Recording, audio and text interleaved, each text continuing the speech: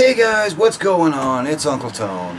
How you guys doing? The time has finally come for me to do my full review on the Samsung Galaxy S4. But rather than do a full review like everybody else has done, because there's a gazillion of them on YouTube already, and some of them are probably better than what I'm going to do anyway, I thought, why not do a what's on my Samsung Galaxy S4, and then I can talk about what I do and don't like about the phone as I'm going through that. So that seemed like it might be kind of a cool and kind of a different idea. It's also a beautiful, gorgeous, and sunny day outside. So I thought, hey, you know what? Why not shoot it outside? Natural light, all that cool stuff. Should be pretty awesome. So without further ado, let's flip the camera around and take a look at what's on my Samsung Galaxy S4.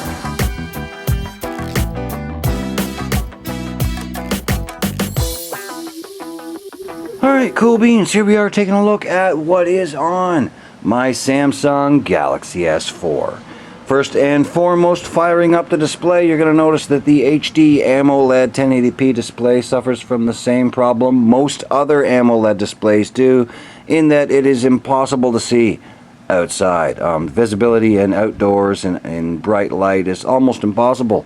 You're going to go ahead and crank the brightness all the way up before you can really see it outside. So there you go, something to be aware of if you're considering it.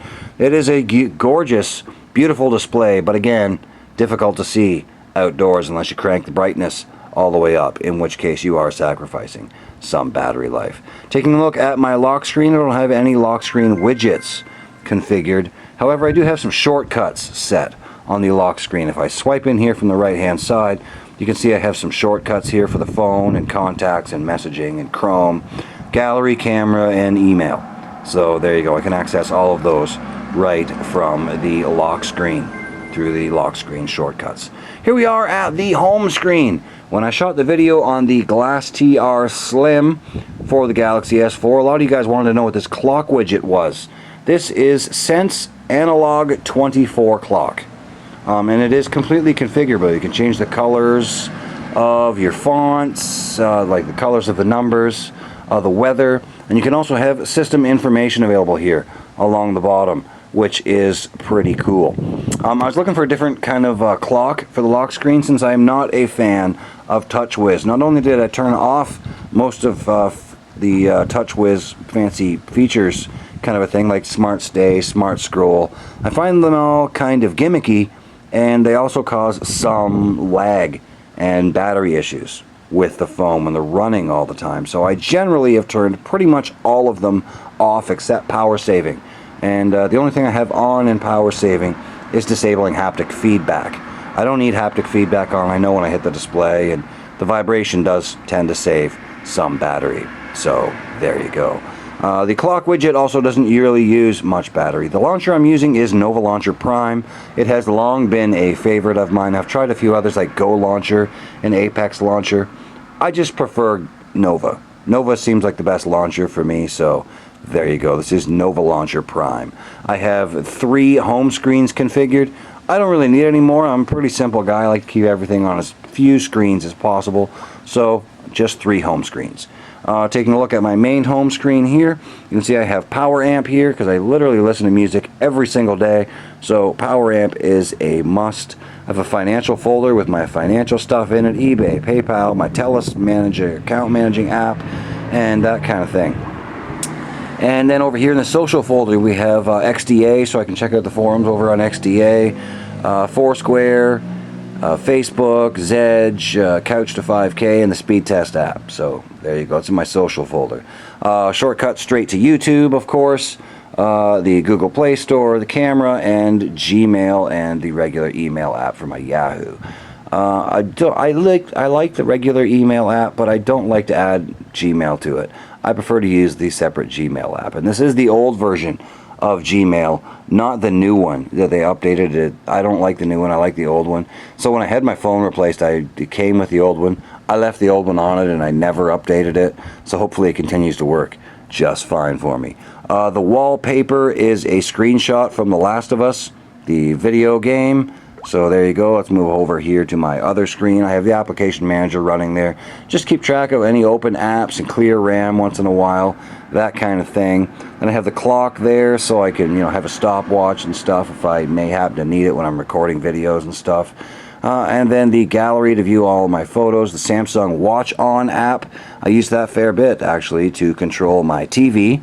And then the Weather Channel app, Vine, and Dropbox. So there you go. Moving on here to the regular screen, the main home screen.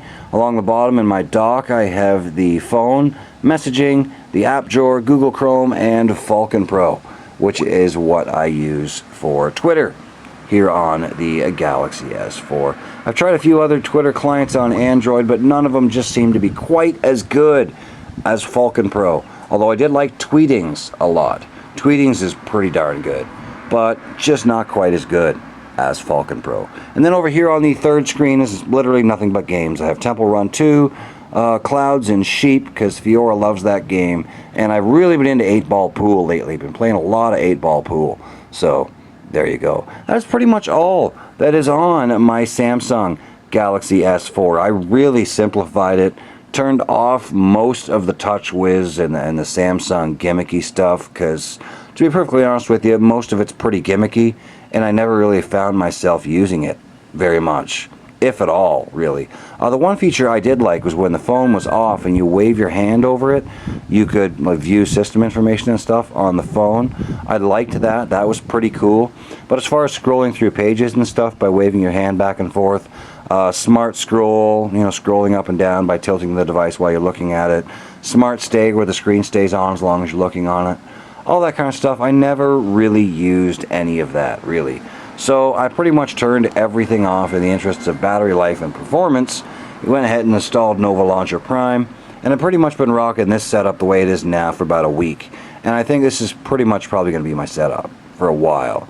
Anyway, I'm sure I'll configure and change things as we go along, but for now, this is pretty much the setup of what is on my Galaxy S4. It's much zippier and faster than the stock TouchWiz experience. Everything scrolls super fast, the phone runs super fast, everything works really, really well as you would expect a quad-core phone with 2 gigs of RAM to run. So there you go. Out of the box, it's a little laggy, a little slow. The TouchWiz stuff kind of slows it down and doesn't seem like the performance you should be getting out of a phone of this quality.